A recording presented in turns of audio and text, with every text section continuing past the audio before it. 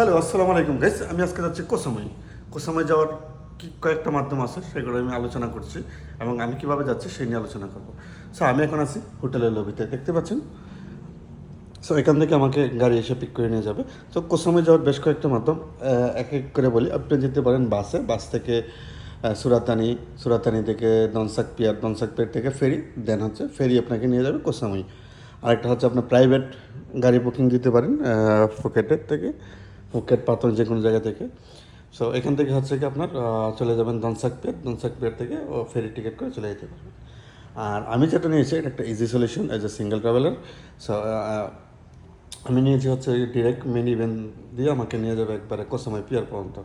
So এখানে হচ্ছে কি combo package like ferry ticket and হচ্ছে গিয়ে mini van including from hotel pick up.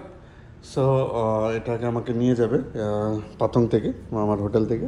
So আপনারা যদি আসেন তাহলে আপনারা নিতে পারবেন।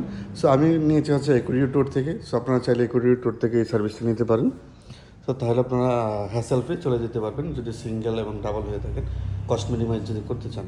আপনি যদি বাসে যেতে চান এখানে কস্ট আরও বেশি হবে, কারণ আপনার আগে বাস টার্মিনাল যেতে হবে, তারপর হচ্ছে ওই বাস টার্মিনাল থেকে বাসের টিকিট করে যেতে হবে তনসাক পিয়ার পর্যন্ত।